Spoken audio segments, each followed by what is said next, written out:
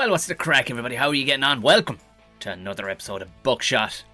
I think it's like 208, are we on? Are we on about 208? Mighty. It is Friday the 26th of November 2021. Well, what's the crack? How are you getting on? If you're a Patreon, of course, you would have gotten this last night, along with the full video of the interview. So keep an eye on the old socials. I'll be throwing up a couple of clips of this week's episode because I have time to do it. I have time to do it this week, so I'll be throwing up a couple of clips. You get an flavour just of what's in store if you want to become a patron and support the show. I know it's said on every podcast, and there's no good way to say it. It's like, look, it's way handier than you think it is, and it's the sound thing to do, and the benefits you get from it is ad-free. None of this podcast will have any ads over on the other one, and you get it a day early. I don't know if that means anything to you, but if ads give you a pain in your hole, which they do give me a pain in my hole, go over and become a patron for as little as $3. I think you can kind of do what you want. I think the minimum that they suggest is $3, but you can go in there for less. I think, I'm not sure, some people have decided, I'm going to give much more than that, which is very, very sound. It's whatever it's worth to you. You know what I mean? You know that crack. Also, there's Ramble Pods exclusively. I don't put them out anymore to the general public, so there's Ramble Pods where I answer questions and talk crazy shit that you can't really put out to the public domain on Wednesdays, so that's purely for patrons as well. We have live shows, so I'm going to aim for like the 12th of December for a live show. I think I said the 12th, so in around that weekend we're going to aim for a live show, which is, loosey goosey. We don't record them, we have a few drinks, have a bit of crack, and people can throw off the old shackles a small bit. So Patreons can come on board, we have an old live chat, yourself. Failing all that, just fucking subscribe if this is your first time listening, going, yeah, do you know what, I will. There's a rake more episodes. Clearly there's 208, and there is about 100 and odd Ramble Pods to give you a taster of what you get at purely as a Patreon, because they've gone purely Patreon now. So, and if all that, if you're going, I can do the subscribe thing, we'll do us a favour and screen grab you listening to it and just tag the show on whatever platform you're on. Tom O'Mahony Comedy or Buckshot Podcast will find it in most places. So you know what I mean. It just helps other people find the show. Much appreciated. So live show. Looking forward to that one, because we always have an old bit of banter on it. Gigs coming up. Not many. A lot have been pulled. Unfortunately, a lot have been pulled. But sure, look, I'll keep these pumping out anyway. I'm back in Clonmel on the 9th, and I'm in Newry on the 28th of December. If anything else pops up in between then, I will let you know. Keep an eye on the old socials. But like I said, fucking shit. Plus, I kind of go underground a small bit most Decembers anyway when it comes to whether it's corporate and stuff like that. But you know yourself. I'm easily contactable. I'm easily findable. I'll be in the Tom and Jerry show. We will be recording a Christmas special this week, so I'm quite excited by that, and making plans to how we're going to start the new season kicking off in January. So if you haven't heard of the Tom and Jerry show, go find it. Jerry with a G. Very simple. We have 6 seasons up there. 6 of them. So there's rakes of them to go have a gander at. Right. That's all you need to know about that kind of stuff. Moving on to today's guest. I have been a huge fan for years. He's a very, very cool man. Extremely funny. Just throws a warm blanket over my brain when it comes to the beautiful, beautiful genius silliness that is his comedy. Got to hang with him and perform with him at the Laughter Lounge a couple of weeks ago, so I was delighted when he said he'd be happy out. He's going on tour pretty soon, so check out everything. Look in the show notes below for both the Patreon link and Glenn's website to keep you updated as to when his tour is kicking off. If you ever get a chance to go see this guy, you gotta do it. I enjoyed this immensely, as you'll be able to tell, with the marvellous Glenn Wool. Yeah, I require a 9-hour pre-interview for every I want everything you're going to touch on. Everything. Is now welcome to the podcast, Glenn Wool. Well, fantastic. Thank you very, very much for coming on board, dude. No problem. I'm so got to meet you in the Laughter Lounge a couple of weeks back, and we met again in Galway, and your hair growth is just astoundingly good. Fantastic. My God, man, you're staggeringly good looking man. Oh, thank you. Thank you. My wife doesn't like me combing it like this. She wants she's a millennial. Oh, okay. Yeah. She has no idea how cool this is. Like I feel like a spaceship commander. Like I could be the commander of a spaceship in a 1960s television program. And I would gladly follow you into battle. Honestly, with that hair, my God. You'd have to. She doesn't realize that in the 60s, if you had this haircut, people just had to listen to you. Like Oh, you yeah. could go up anywhere. Like I just everybody shut up. Now okay, I want you guys on the left side of the room and you guys on the right side of the room, and I'm gonna have a coffee and just sort of think about this. Where am I? What who are you? Who it doesn't matter. Doesn't matter. You wonder why people got how people got, so high up in the stock market and banking and stuff back in the day. It's like literally they showed up with great hair, like great hairstyle flicked off to the side. Look, and that's you've just revealed exactly how it happened. Yeah. Yeah, a lot of the stock market crashes happened when just some really good barbers moved into New York. they just a couple of guys got haircuts they shouldn't have had. Irresponsible haircuts. Yeah. Yeah, the guy, yeah. There was a brief time in the 70s you had to apply for this haircut. You couldn't just have it. There's too much power. I knew this was going to be a fun podcast. The silliness, because even the time that the brief bit we got to chat in the laugh lounge afterwards with Alison, like there was a moment, I don't know if you said it, if Alison said it, but we were all getting pretty weird, and we were doubling down on your story about being weird with geese and stuff like that, and swans, and I don't know, it was you or Alison went, "Isn't it great to be able to talk comedian? Just be three dark weirdos all just talking weird shit." Yeah, well, that's the way it used to be in green rooms. But I mean, I was always aware you had to check, like not everybody has that sense of humor. But I would just start off. I'd come in, and there'd be a few comments. I'd just go, so everybody here speaks comic, right? And that's all you had to do. You never. If people didn't, if you couldn't figure out what was coming next was going to be a bit dark, then. Yeah, but that's all changed now too, because sometimes you can see people waiting to try and get the story, like, yeah, so you did, yeah. I don't know, green rooms are a bit different than they used to be, and sadly for it, because I truly believe comedians are a race, like it's got nothing to do with how you look or gender or anything, but comics are a certain kind of person, at least. I did, yeah. I'm 100% behind that. I actually tried to, well, it wasn't an argument, but I was trying to impose that on somebody before. And another comedian going, no, honestly, I think there's something, if we were smarter people, we could probably find it out in a lab, what is missing or what is additional in our brains or in our DNA that makes us fucking darkly weird and weirdly dark, Yeah, it's something missing. It's an emotion we don't share with them. It's a very odd reaction, but I think what it comes from is when the dark times come, you'd rather be able to see what's funny about it than just wallow in it. Yes. Yeah. And the thing is, if you don't keep that tool sharp all the time, then when an actual dark thing comes up, you're not, Oh, I know my giddiness when the two of you and all three of us, this natural trifecta of people just being weird and dark with each other for a couple of minutes. It was like, I know, and because we've all been stuck, in our houses for so long that I'm lucky. I married a woman with a dark sense of humor, so good. I am worried though that at the end of my life they're going to show me the camera that's been in my television, and they're gonna show the world exactly what I'm like, like not the Instagram Glenn, but watching TV Glenn is a different thing. Yeah, the director's commentary. Yeah, yeah.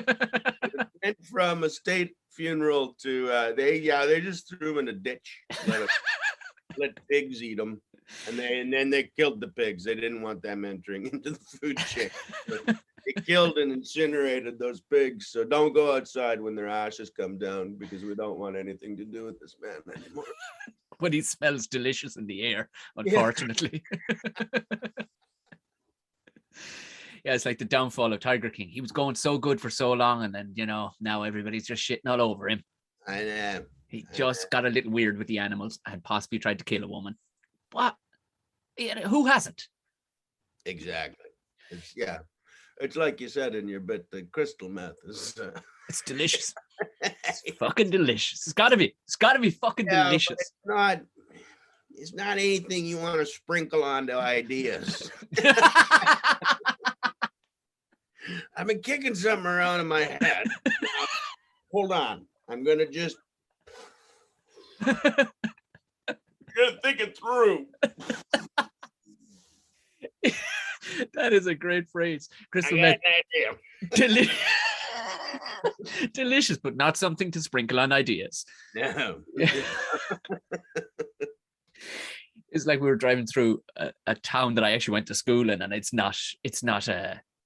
a gray place. It's gray. It's all the time gray. And my wife, who grew up in a very lovely kind of an area, we were driving through it.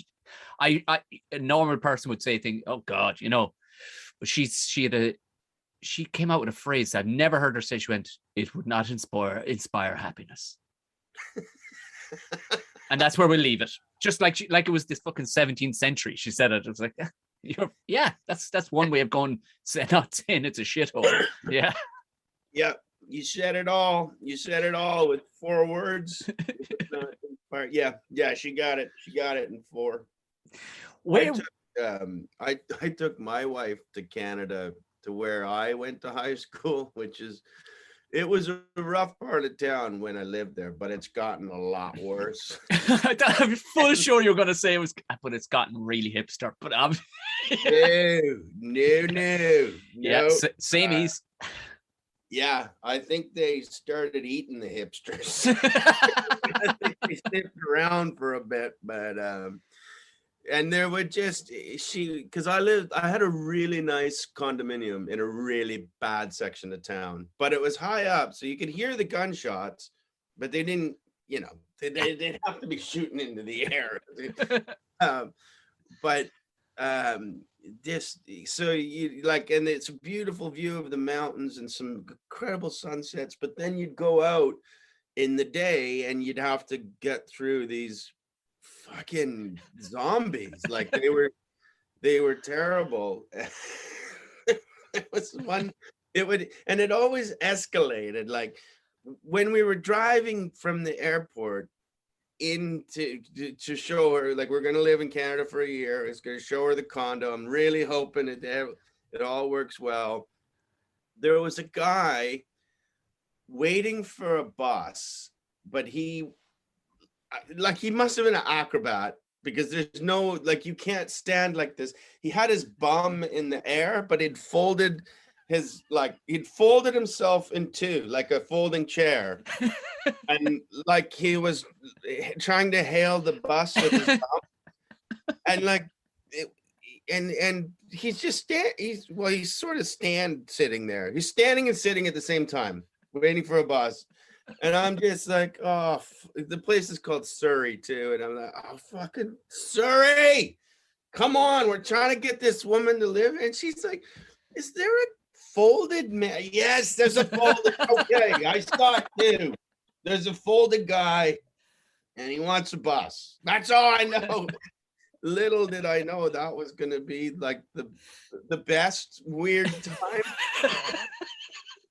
Because we're going, and then that settled down for a month, and she's starting to, we got a pool in the building. The kid loves it, and we're having fun. We're starting to go on the road a bit, and it's going good. I took her to the mall, and this happened in one exchange, but these people didn't know each other. 3 people are walking out of the mall, and one guy says to the other one, and goes, you remember that green heroin? And he's like, yeah. He goes, that was me. I was the one who did the green heroin.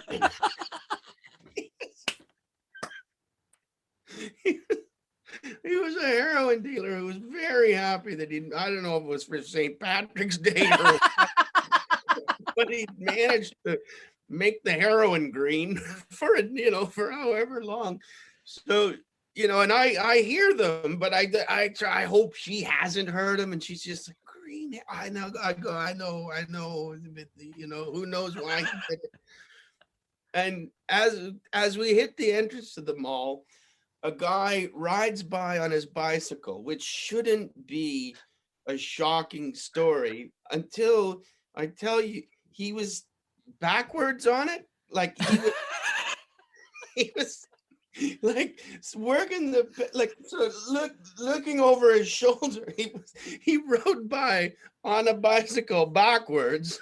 Like not the bike wasn't going backwards, the bike was going forwards, but he was sat on it backwards, doing the pedals and looking at us like, what of it? What? I was like, you've taken too much green heroin, sir. Yeah, that might be the coolest man that ever fucking lived right there, in all fairness. Like, I mean, try doing that shit. Yeah, but it wasn't like he wasn't doing tricks in the parking lot. He was just like on his way. I'm going to the mall.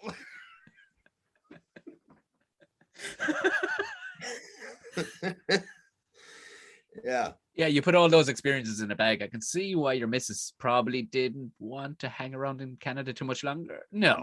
Yeah. Canada dropped the ball. And now I'm in the one, and then this could have really taken a turn. It's not even really something to bring up in a comedy podcast, but she was crossing a road like at a what do you call it? Zebra crosswalk, like a zebra crossing. Yeah, and she'd press the button, and the like two fucking gangster rappers.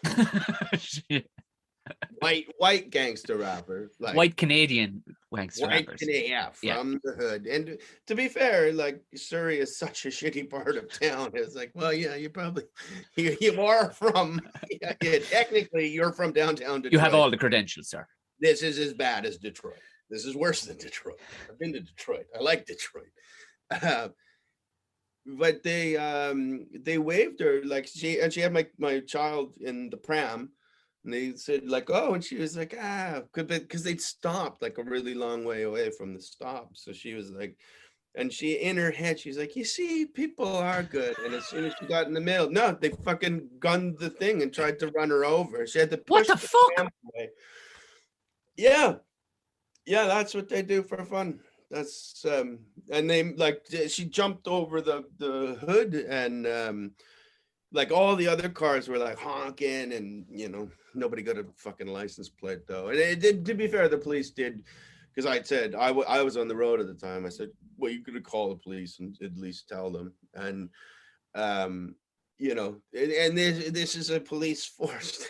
Like I think there's a methadone clinic where they were coming out of, so they could have caught them if they'd looked into it. Oh Jesus! Yeah, like the cop came and he's like, "Well, no, what do you want me to do?" Like, yeah, how about being a cop?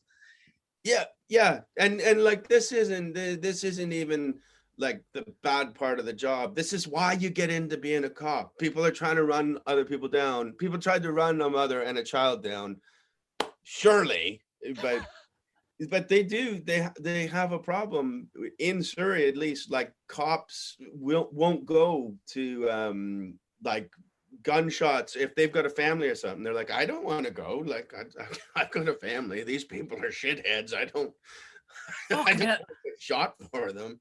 I mean, to think that, when you hear cops going, well, what do you want me? It happens. It like that's mental that would be a thing that they could say. It happens. Yeah, it's a thing. You know what I mean? Just mind your business next time you're walking. Just say it. Just keep keep your head on the swivel, lady.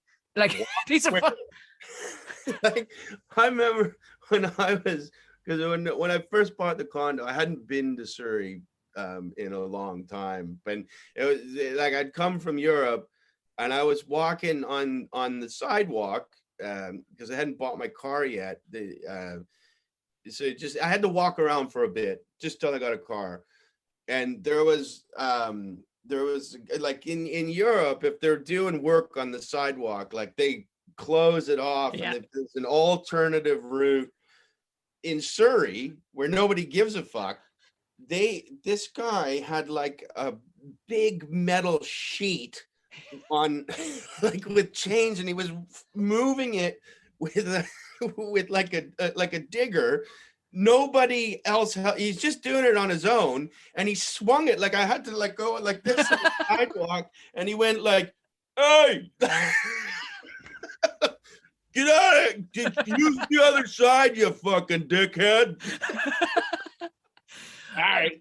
I mean, there's almost it's almost quite liberating that Wild West shit degree. You're kind of going, well, they don't get hung up on health and safety around here. It's kind of liberating in one way, but once you start, you got a family to enter them. It's like we moved back to the countryside, and I mean, you would say zero crime around here, bar if there is a crime, it's fucking huge. Somebody's gotten murdered. That's when it happened. But we were in the house the other night, and a guy in a field the other night, he was shooting real close to the house. Shooting gun I was going, what the fuck? You can't be shooting after dark, motherfucker. And my wife is like, jeez, she's from Dublin, so she's having a bit of a freak attack because it's like the gun. And literally, I stood outside, and in between shots, I was like, hey. My countryness came back to me. You could hear your man going, yeah. I went, knock it the fuck off, will you? He's like, yeah, sorry. That was it. That was it for the rest of the fucking day. Liberal, but at the same time, you can have a word with a man with a gun. He was trying to shoot guinea fowl, and he'd seen a couple of them, and he just, but I was like, what the fuck are you doing, dickhead? He's like, yeah, my bad, mea culpa. Yeah. Okay, all right. When it goes down, it goes down. But there was that collision of worlds between my wife going, we're definitely all going to be murdered in our sleep. I'm like, no, I think just I immediately got into the mind of a dipshit with a gun who didn't really realize there might be society around him, and that's exactly what he was. He was like, oh fuck, sorry. Well, I live deep enough in like it's a town, but it's in the countryside, and there's a bird sanctuary sort of just over my backyard. So it gets country pretty quick. Yeah. And but that, like in England, that just means that attracts dickheads. Like, yeah. Are we gonna chase a fox to death, or just shoot into the air? Don't you have any like nice hobbies? I know.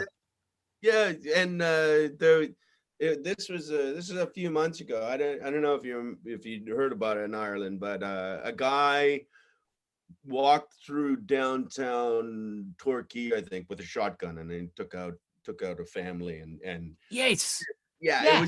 It was really depressing news, and it was so sad. It was all over the news. Didn't stop the fucking shooting club that meets every, like, it's happened on a Saturday. On Sunday, they're out in the back, boom, just blasting shotguns. It was like you wouldn't take a day off from it. No? Maybe. Touch of respect, lads. Yeah, you're never going to start, especially in the UK. Sure, I mean, the majority of guys that even hunt around here and stuff, they can't get hunting licenses anymore. It stopped more or less because the established, I suppose, trackers that are here that have tracking companies, they're just bringing in British lads who are paying 5,000-6,000 a time to just shoot the odd deer or the odd whatever. And they do need, fortunately or unfortunately, whatever way you fall on either side of the argument, they do need to, because right now, because licenses aren't being granted, there are 3 within a 1 mile radius of here that have been hit by trucks on the fucking road, like, because there are just too many of them, but all the licenses now are being given as temporary licenses to English guys coming over who just have too much money. It'd be lovely to shoot an island for the weekend, wouldn't it? Yeah, well, this is what you do. You get a deer farm, and you take the guy to the same spot, and the deer gets released, and he just, yeah, he doesn't know that he's basically shot a tame deer. It's like your fucking dolphins in the Ring of Kerry. Yeah. Whatever fungi the dolphin. Now there's 19 of them. And like, yeah, who knows where they came from? Yeah, who knows where the tourist attraction came from and why there was one and now there's fucking tons of them. Yeah, they're all fungi. They're all They've been trying to hop on anything now because fungi, you see, because it happened during COVID, they didn't get a new one in time, so too long passed. Now, I mean, if fungi rocked up now, you'd go, that one's got a mustache. I don't buy it, But anything, any fucking walrus, anything that shows up now, they're like, oh, it's Andrew the walrus. He's surely got, and you're like, oh, no, guys, no. It's not happening. It's done. Done. Knocking on the head. Dingle, you are finished, unfortunately, when it comes to fucking aquatic mammals, I'm afraid. Pack it in.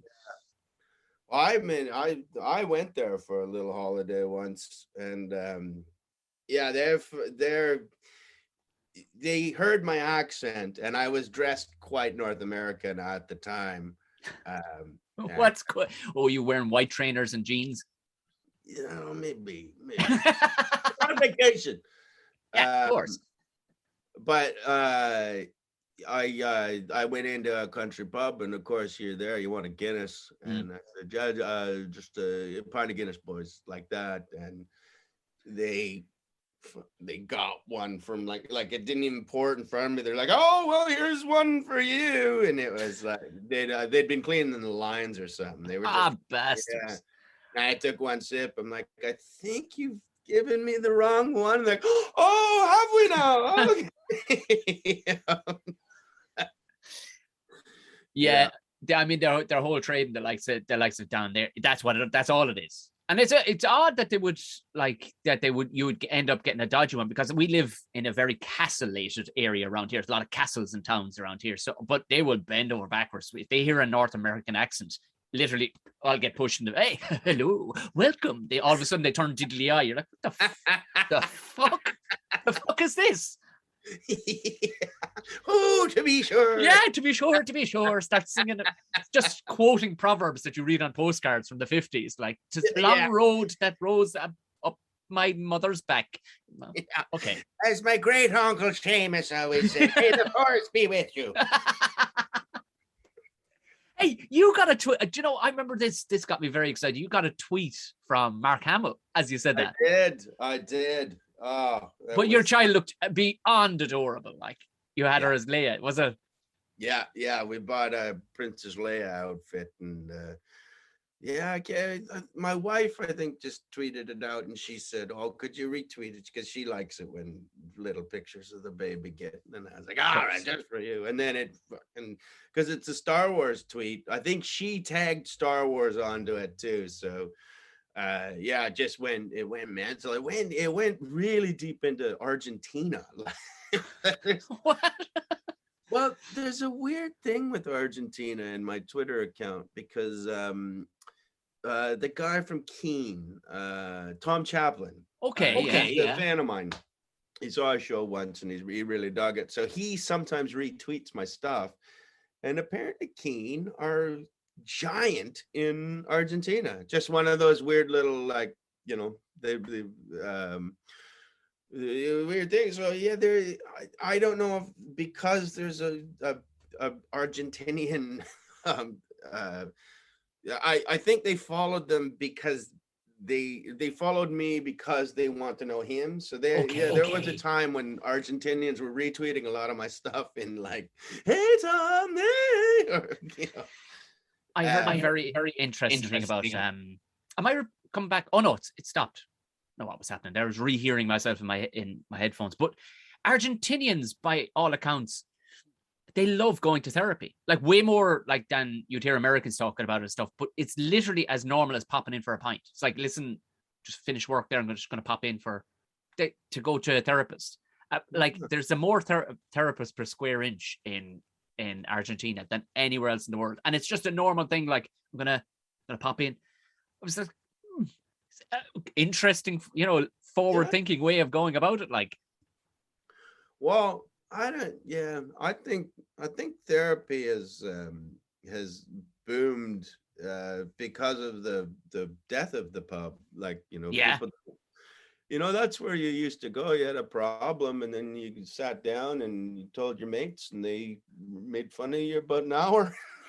You had a couple of drinks, and you're like, "Yeah, okay, it's not something I need to stare at the roof every day over, when I'm trying to sleep." But yeah, I think a lot of the pubs were doing a lot of things for society that they overlooked when they sort of, I'm controversial. I think you should still be allowed to smoke in a pub, like, yeah.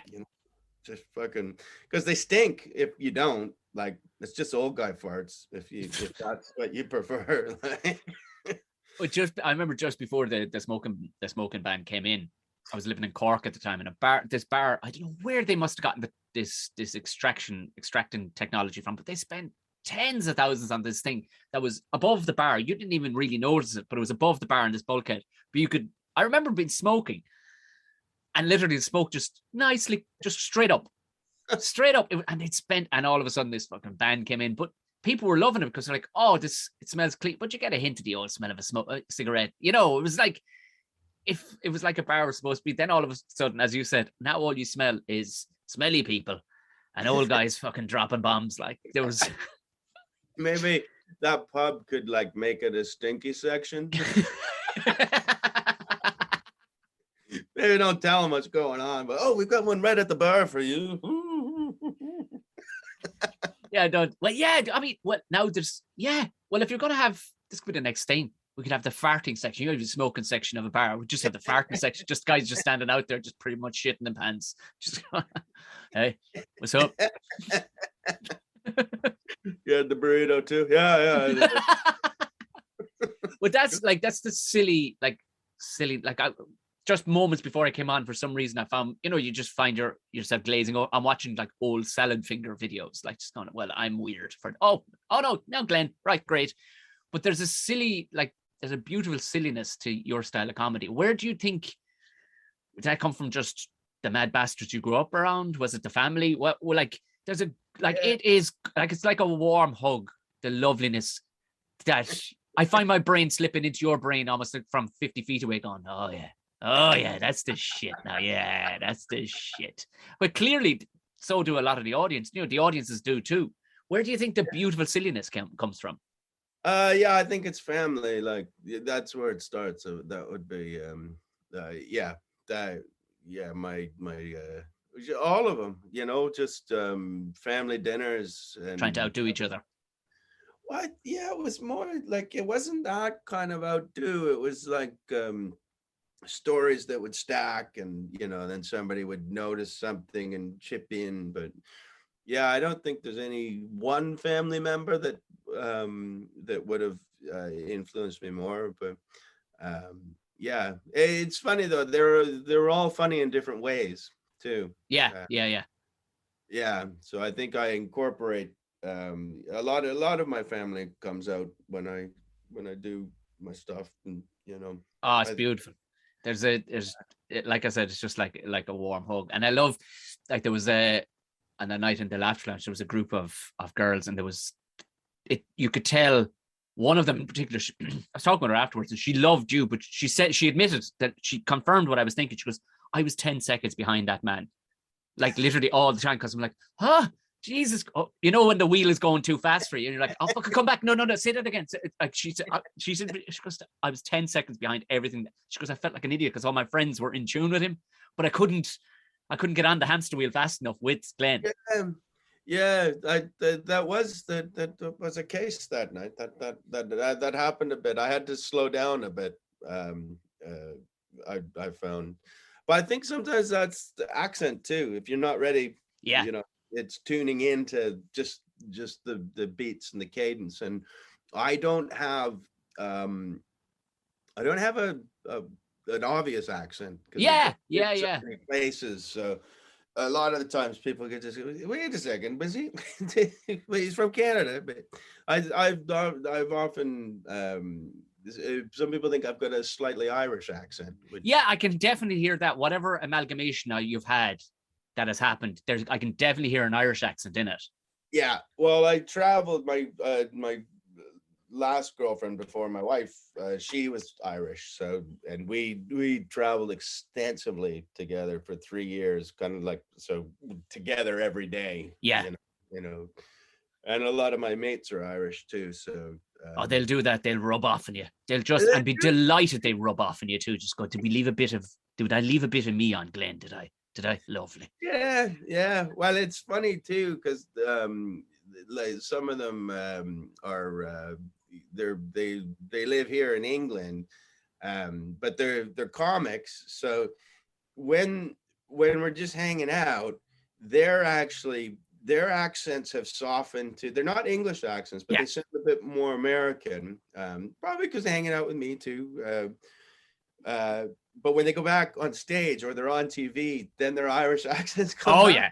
Yeah, because they know where the money is. That fucking Irish accent. They know where the money is. I don't think it's anything as calculated as that. I think like whatever accent you have when you started, or when you started having success, you'll sort of bank back into it because like that's how you deliver it. So, but they definitely do have softer accents when they're off stage, and then their kids all have English accents, and you can see that. That's just every once in a while, she's like, Jesus Christ. Daddy, I need to ask something about the grandfather in Ireland. I know. Have you met Chris Kent? Oh yeah, you would have. Yeah. And Chris has moved back to Cork, and it was like his two kids, and I was like, so was it just purely to change the act? He goes, oh yeah, oh Jesus, but oh Jesus, we can't keep that up. No. We'll have enough of that. Thank you very much. So he's just been keeping him in heavy training, and he like moved him back to Cork and everywhere. The accent is extremely strong. Just so he can just knock some of that out of him. Start pronouncing your R's, please. Yeah, well, my manager, he's from London, but his wife's from Liverpool, and they bought a place in the Wirral right before lockdown, and he spent all of lockdown fixing up the place. And then the region, like, or the world, it's gone insane. It's the best. It's the hottest. Is it? Yeah, the hottest property you can get right now. And he's fixed it all up. It looks fantastic. And I was like, great, you good, you're set. And he's like, no, when it reaches this price, we're selling. And I was like, what are you talking about? You got the, he's like, it's the accent, man. I know. It's because they got a little baby, and he's like, no. I him somewhere else. I absolutely get that. 100%. I get that. It's like, come on, Chachi, but I no. I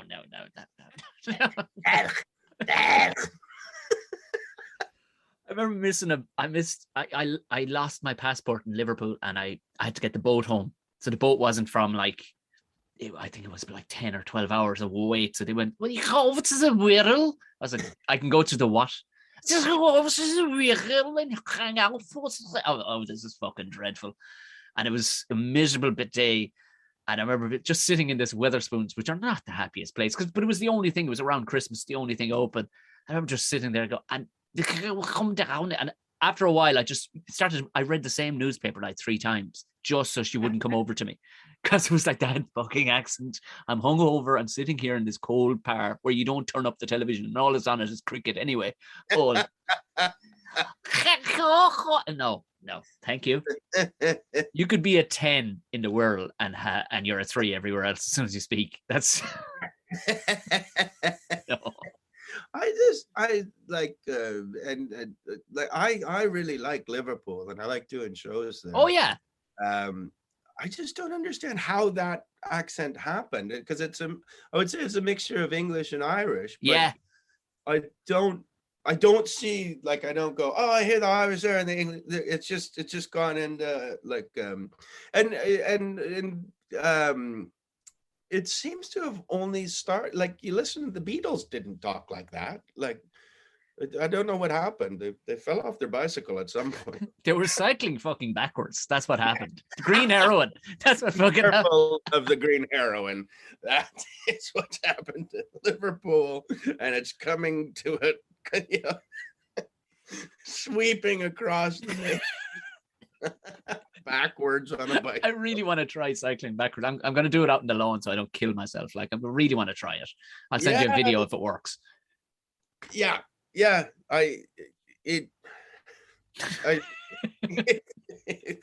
love how you're like, there is no words, Tom.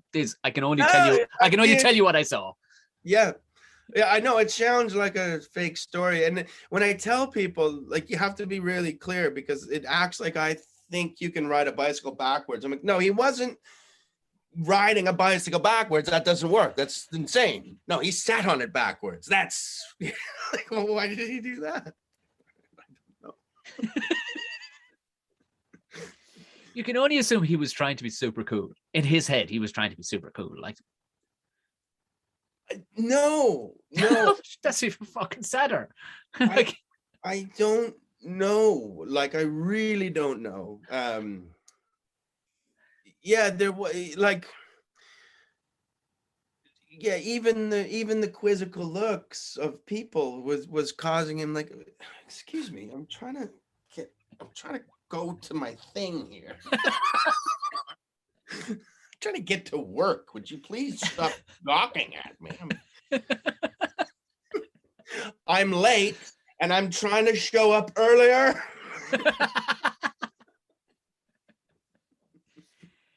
Did I hear that once that you were going to do a gig on Everest? Or did I dream that? I didn't do it in the end. There was talk of it, but yeah, I was I couldn't make it in the end. But my friend Mickey D and Martin Moore, they did it. I think Dave Fulton also. Yes.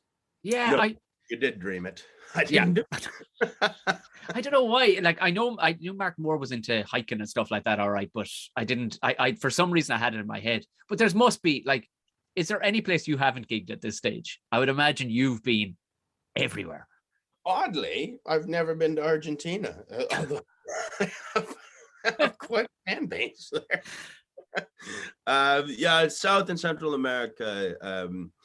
I have not been to Mexico. Did some gigs in Cancun, but and who do you get in Cancun then? Is it like, are you getting Mexicans or is it mostly North Americans that are? No, it was mostly North Americans.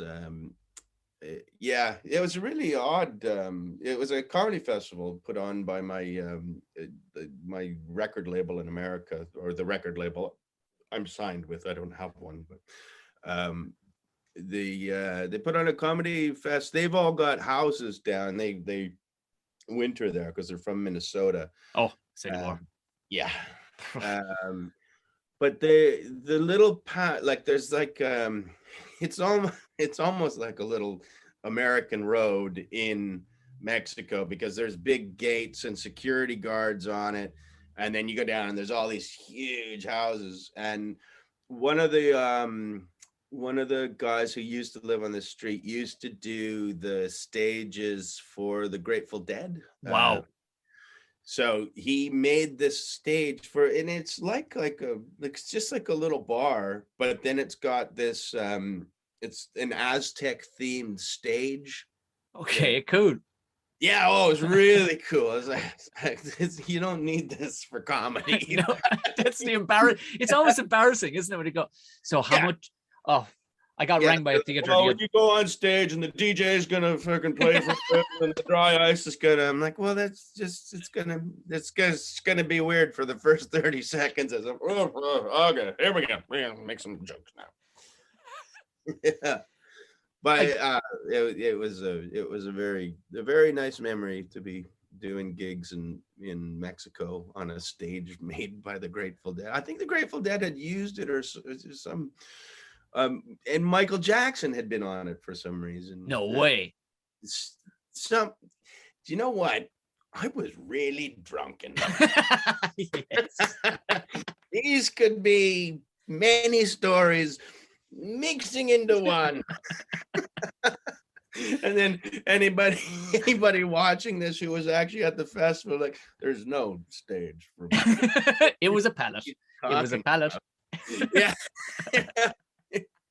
That yeah, you got to be careful with that cactus juice, Glenn, because some of it's pretty. Because there's a funny kind of embarrassment comes over me when you like, they ask you, what would you like? I got rang by a theater. I was doing a gig about 3 weeks ago, and the guy rang me at like 5 a.m. or 5 p.m. that day. He was like, so the mic set up, Tom, and he's just started reeling off all these words that they meant nothing to me, Glenn. Like, they meant like nothing to me at all. And all I could say to him was, thank you. But no, I need, I don't know what to tell you. Even if the mic wasn't working, I'd shout. I really would. It's that simple, it would be great. So jokingly, I went, well, if there would be great if there was some chocolate in the dressing room. And he immediately went out, and actually, I was joking. I thought, and he went 5 different types of chocolate bars. I'm like, what? Don't do this, because now I have to be nice, like, great, like, we're fucking weirdos. Please just let me just walk straight to the microphone and just say no more, please. I concur totally, and I feel guilty because I've been a comedian now for 28 years, and that's 28 years of at least seeing a soundboard every day that I go to work. Like, in some respect, I have no idea what any of the little buttons or knobs do. I know some of them you need to push up, and some of them go rip, but I have no. And I was thinking about this the other day. Like if the sound guy ever got sick or something, you'd think that like I would be like, oh, I kind of know the basic.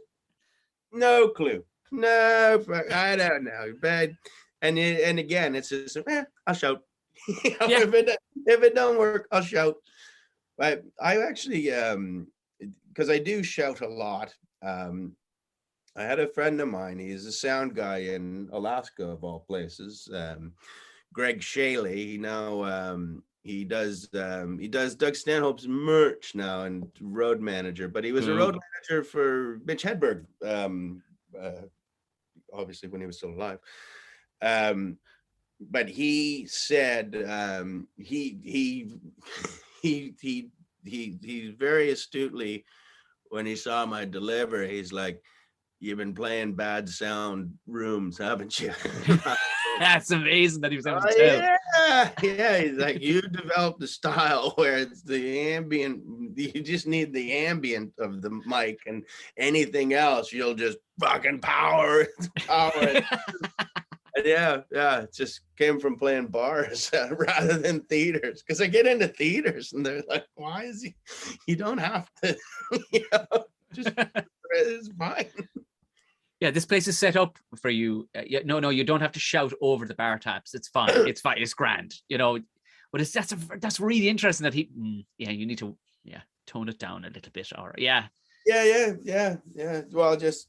Yeah, it was astute, and now I'm better with the yelling. I used to yell all the time with just little bursts of quiet to make a point. Now I can just one word only has to.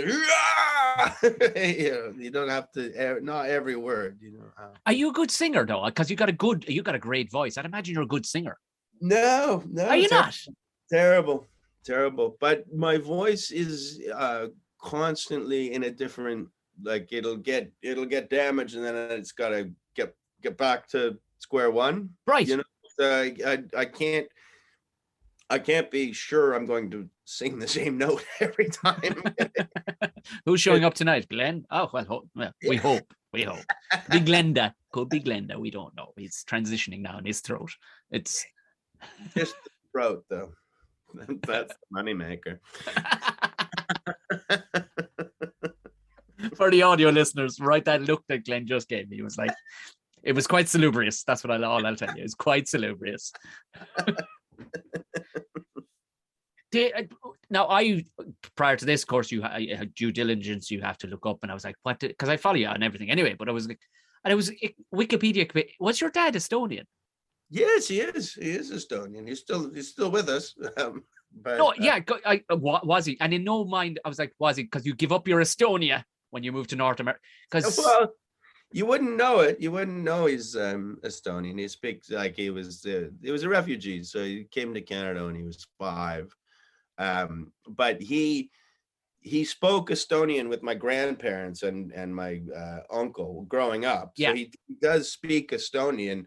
But when he went back there, he dresses like a cowboy all the time. That's just something he does. He likes to do that. Like cowboy suits and stuff and the big steps. Okay, right. Not just checkered shirt and a pair of jeans. No, like full JR. Yeah. Nice. You know what? He dresses a lot like J.R. Ewing. Nice. And he went back to Estonia and he was talking to people and they were like, what the fuck is going on? Because he speaks 1940s dialect of Estonian. So it's like J.R. Ewing has walked up to them and like, hey, dame, you know. That is, you couldn't write that into a script. Okay, so what we're going to need is, you couldn't, because that is the most incredible combo you could think of walking down. But I also love the notion that he'd meet some old school Estonian person and go, "It's Yankee Man. This is exactly what Yankee Men look like." It's like, that's exactly what you should look like coming back from America. Shooting guns in the air, big cowboy hat on. Yeah. It never fails to, like, anytime he speaks to someone in Estonia, if they don't know him, they're just like, what? Like any waitress calling people, just say it again. Yes. And you're getting back, you're getting back busy again anyway, thank God. Fuck yeah. Do you know what? In December, and this pretty much assures me in my head that there'll be another lockdown, but I am fucking chocked to the gills with Christmas gigs, but they're all in Sheffield. I have, I believe, 13 gigs in Sheffield. Whatever. I'll just go. If Sheffield wants it, Sheffield's gonna get it. I think that's where Sean Bean is from. They're all for Sean Bean. Yes. They'll have to forget about him because there's a new Big Daddy in town. Because that's the thing. They're bringing in a thing tonight as we speak. They're bringing in a thing tonight that no bars and nightclubs now can open beyond 12 o'clock. They're brought it in. We're like, well, how does that make any sense at all? So what's happening is all the Christmas gigs we had booked. Well, they'll switch probably to virtual or whatever, but oh Lord, it's now all of a sudden it's pulled the rug from underneath that. It doesn't make any sense. I know you're trying. Does that mean you can still be traveling home from the gigs at midnight, or you got to be in your bed? Or? No, it's not a lockdown. They're just saying any venues, any bars, venues, nightclubs, they have to be shut by 12 because they're figuring, I don't know, COVID only comes out after 12. I don't know. It doesn't make any fucking sense. Yeah, it's like they're preparing for a gremlin attack. Yeah, yeah. Don't feed them. Do not fucking feed them.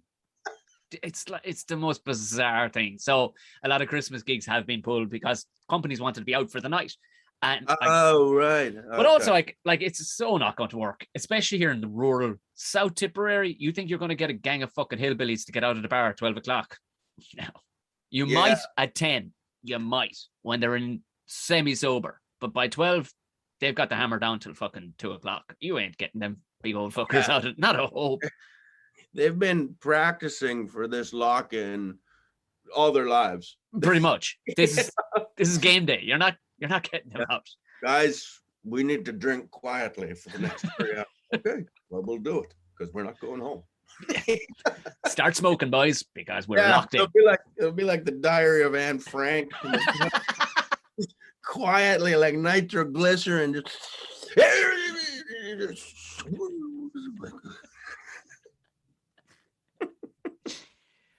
And you are going back on tour.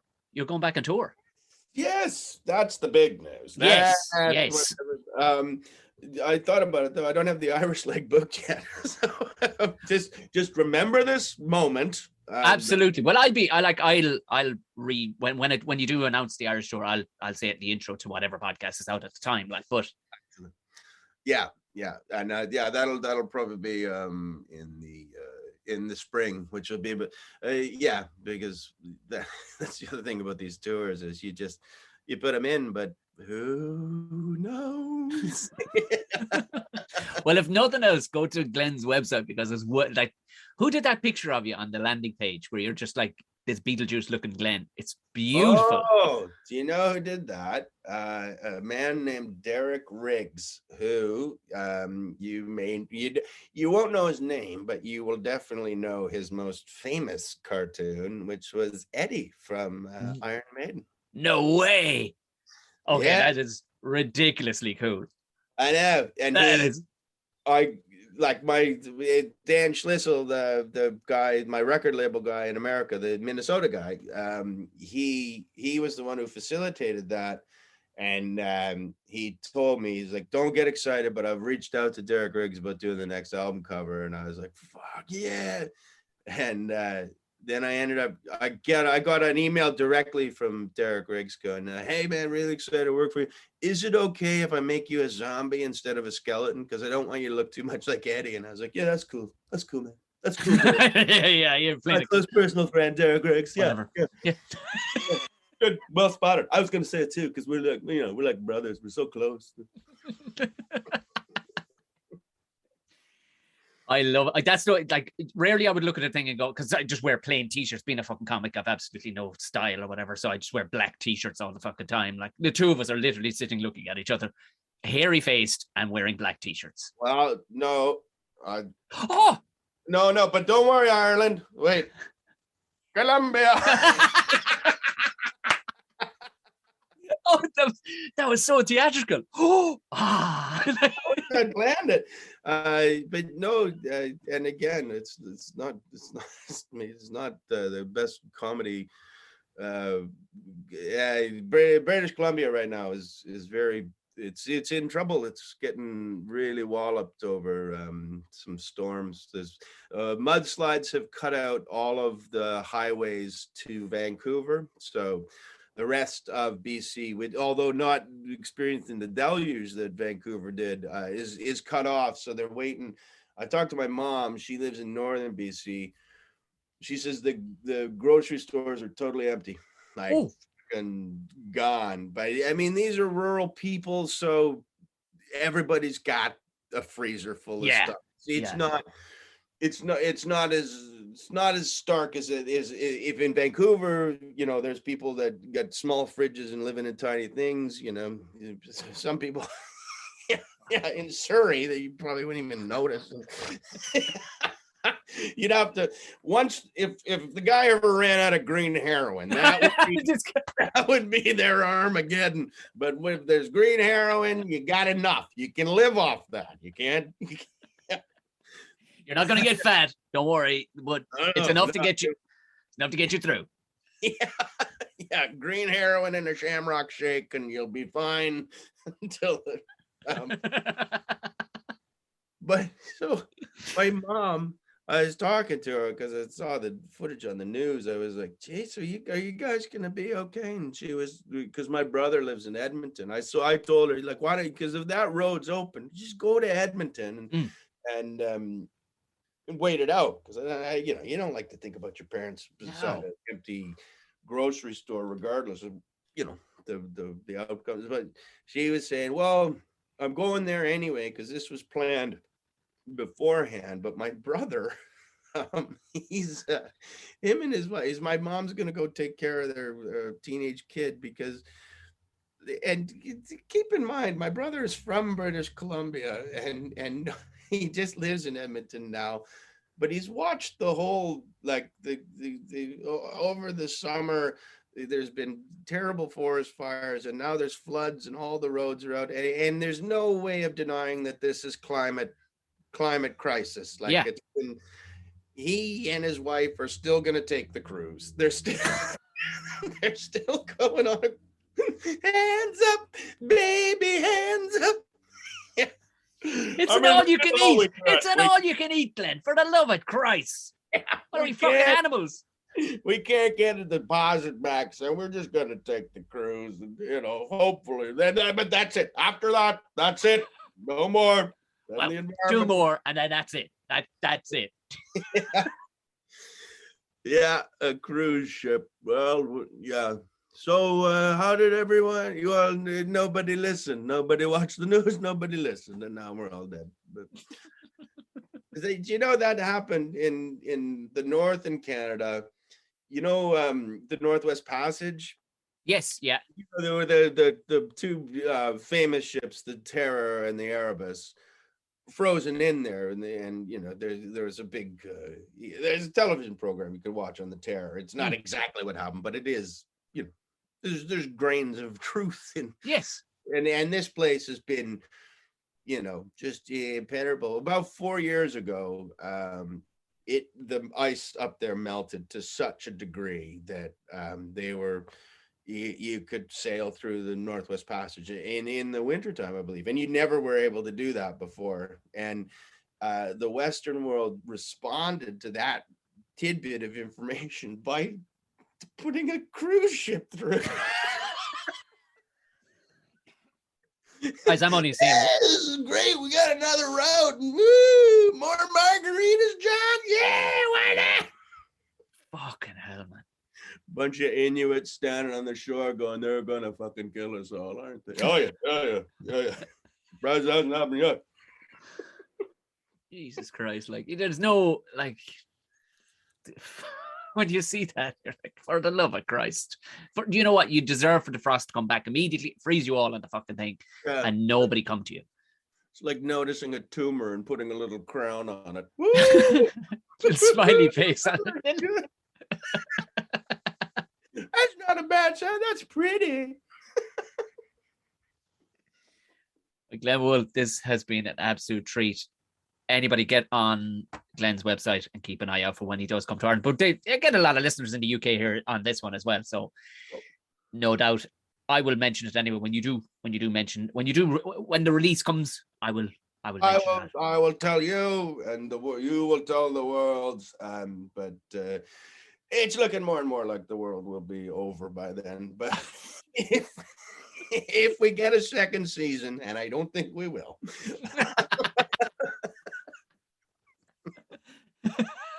What better way to mark the end of your life and our life and all our lives but a comedy show? Oh, we said we lived in the darkness at the best of times anyway, so we are well prepped for the horror that's coming. Yes. Glenn Wool, you absolute legend. Thank you so much. Cheers, brother. No problem. Thank you. Thank you very much, Mr. Wool. What an absolute legend. God, I enjoyed that. Check out the show notes for his website to keep an eye on when you're going to see him next. Trust me when I say he's outstanding. So you're not going to want to miss this man. And thank you very much to all the patrons. If you want to join up, go ahead. It's down there in the show notes. You'll be in and out in 2 minutes. 30 seconds actually if you have PayPal. So, everything helps. There is, of course, merch there as well. If you want to go through the link tree on my, the bio on Instagram or Twitter, get yourself some stuff for Christmas. Why not? I gotta throw up some new designs that are there. And just so you can just join in the fun, help support the show. Live show for the podcast for patrons only will be coming up on the 12th. Other than that, you know what? Share the shit out of this podcast and have a lovely weekend. I'll talk to you again next week. Good luck and blessing, thanks.